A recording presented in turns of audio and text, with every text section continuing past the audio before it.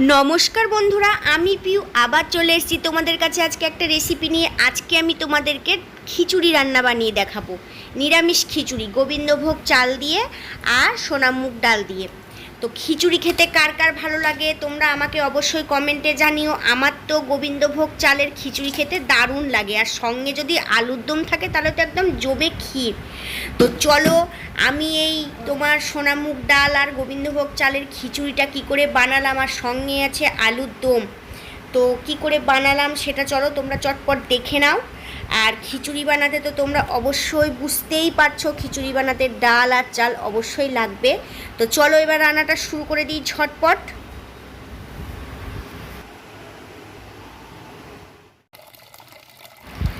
ফার্স্টেই আমি হাঁড়িতে জল নিয়ে নিচ্ছি, সেটা আমি একটা গ্যাসটা জ্বালিয়ে গ্যাসে বসিয়ে দেবো। আর এখানে নিয়ে নিচ্ছি সোনামুগ ডাল। তো আমি গ্যাস অন করে কড়াই বসিয়ে দিয়েছি, আর কড়াইয়ে দিয়ে দিয়েছি সামান্য পরিমাণে ঘি। ঘিটা গরম হয়ে গেছে, এবার আমি দিয়ে দিলাম এখানে ডাল। তো আমি ডাল আর চালের মাপটা সম পরিমাণে নিয়েছি, মানে যতটা ডাল ততটা চাল নিয়েছি। তো এবার আমি কি করব, এবার আমি ডালটাকে ঘি দিয়ে ভালো করে ভেজে নেব। আমি কিন্তু গ্যাসের আঁচটা মিডিয়াম টু লোতে রেখে দিয়েছি, কারণ বেশি যদি বাড়িয়ে দিই তাহলে ডালটা পুড়ে যাবে। আর অন্য পাত্রে আমি গরম জল বসিয়ে দিয়েছি, ওটাতেই আমি খিচুড়িটা রান্না করব। তো আমি ডালটাকে ভালো করে ঘি দিয়ে ভেজে নেব। আর খিচুড়ি বানাতে মশলার জন্য লাগছে আদা বাটা, আমি দেব তার মধ্যে টমেটো কুচি দেব, কাঁচা লঙ্কা চিড়ে দেব। আর এখানে আমি আজকের এই খিচুড়িতে কোনো সবজি দেব না, আমি সবজি ছাড়াই এক পাকে খিচুড়ি রান্না করে তোমাদেরকে দেখাবো। আর দেখো এখানে একটা অন্য পাত্রে আমি চালটাকেও মেপে নিয়ে নিয়েছি, চালটা আমি ধুয়ে নেব।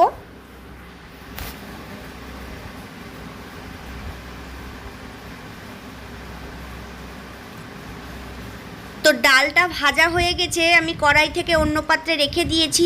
আবার আমি কড়াইটা গ্যাসে বসিয়ে তাতে আমি ঘি দিয়ে দিয়েছি অল্প পরিমাণে, দিয়ে তাতে দিয়ে দিলাম আমি গোটা জিরে ফোড়ন আর তেজপাতা, আর দিয়ে দিচ্ছি বেটে রাখা আদা। এবার এর মধ্যে আমি গোবিন্দভোগ চালটা ধুয়ে দিয়ে দিলাম। এবার আমি চালের মধ্যে পরিমাণ মতো জিরে গুঁড়ো দিয়ে দেব, আর দিয়ে দেব হলুদ গুঁড়ো, দিয়ে আমি চালটাকে ভালো করে নাড়বো এখন মশলার সাথে। এইভাবে তোমরা এক পাকে খিচুড়ি বানিয়ে দেখো, অবশ্যই খেতে ভালো লাগবে। তো দেখো চালটা পুরোপুরি মশলার সাথে আমার ভাজা হয়ে গেছে।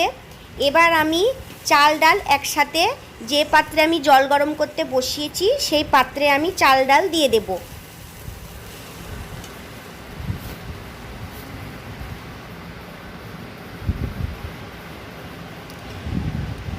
আমি ডালটা দিয়ে দিলাম, এবার আমি চালটাও দিয়ে দেব।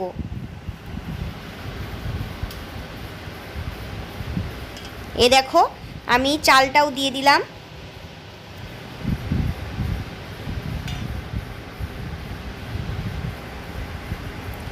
আমি গ্যাসের আঁচটা একদম বাড়িয়ে দিয়েছি যাতে খিচুড়িটা ভালো করে ফুটে ওঠে। আর এখানে আমি কয়েকটা 6-7টা কাঁচা লঙ্কা চিড়ে রেখেছি, আর টমেটো কুচি রেখেছি, তো সেগুলো আমি খিচুড়ির মধ্যে দিয়ে দিলাম চাল ডালের মধ্যে।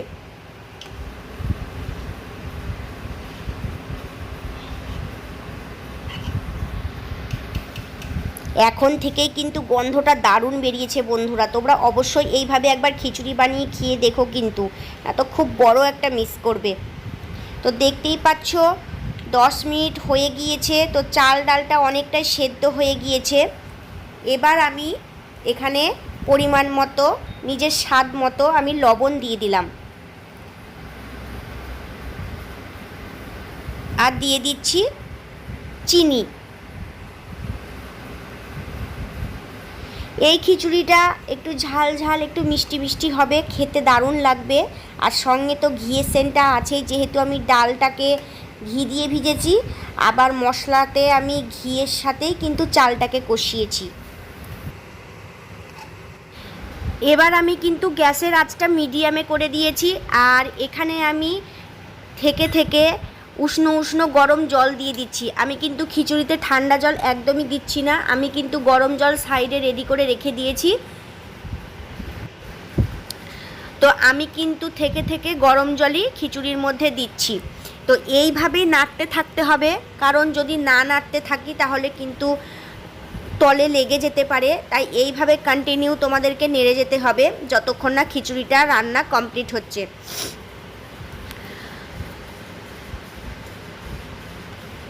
আমি কিন্তু কোনো সবজি আজকে এই খিচুড়িতে দিইনি, প্লেন আমি খিচুড়িটা রান্না করছি। তো লবণটা আমি একটু চেক করে দেখেছিলাম, লবণটা একটু কম হয়েছিল, তাই আমি আরেকটু এখানে আন্দাজ মতো লবণ দিয়ে দিলাম। তো আমি শুধু এখানে আজকে টমেটো দিয়েছি খিচুড়ির মধ্যে, এর মধ্যে তোমরা সবজিও দিতে পারো, আলুও দিতে পারো। আমি আজকে কিছুই দিইনি, প্লেন খিচুড়ি করছি চাল ডাল দিয়ে। আর আগে থেকেই আমি আলুর দম বানিয়ে রেখেছি, কারণ খিচুড়ির সাথে আলুর দম ছাড়া একদমই বেমানান। আমার তো খিচুড়ি আলুর দম দারুণ লাগে খেতে, তোমাদের কেমন লাগে অবশ্যই জানিও।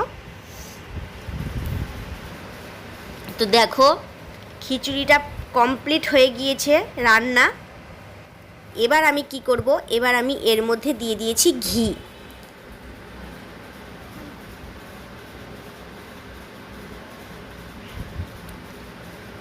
লাস্টে নামাবার আগে অবশ্যই তোমরা ঘি দেবে, আর গরম মশলা চাইলেও দিতে পারো, ওতে সেন্টটা আরও দারুণ হয় আর খেতে টেস্টটা দারুণ হয়।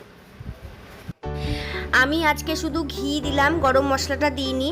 আমি অন্য সময়তে খিচুড়ি রান্না করলে ঘি গরম মশলা দুটোই দিই। তো দেখতেই পাচ্ছ খিচুড়িটা তো পুরো রেডি হয়ে গেছে। ঘি দেওয়ার পর আমি ঢাকা দিয়ে রেখে দিয়েছি। এই দেখো একদম খিচুড়ি রেডি, আর দেখতেই পেলে আলুর দমও রেডি হয়েই আছে। এবার খিচুড়ি আর আলুর দম একসাথে জমিয়ে খাবো। কে কে খেতে ভালোবাসো চলে আসো। আর আমার এই রান্নাটা যদি তোমাদের ভালো লেগে থাকে অবশ্যই লাইক কমেন্ট করে দিও, আর শেয়ার করতে ভুলো না, আর আমার চ্যানেলটিকে সাবস্ক্রাইব করে দিও প্লিজ প্লিজ প্লিজ। তোমাদের ভালোবাসা আর আমার পাশে থাকা দুটোই আমার দরকার। তো চলো এবার গরম গরম খিচুড়ি আর আলুর দমটা খেয়ে নিই, তোমরাও বাড়িতে বানিয়ে খেও। তো আজকের মতো এখানেই টাটা বাই বাই। আবার পরের দিন তোমাদের জন্য আরেকটি রেসিপি এনে শেয়ার করব তোমাদের সাথে। তো চলো বাই।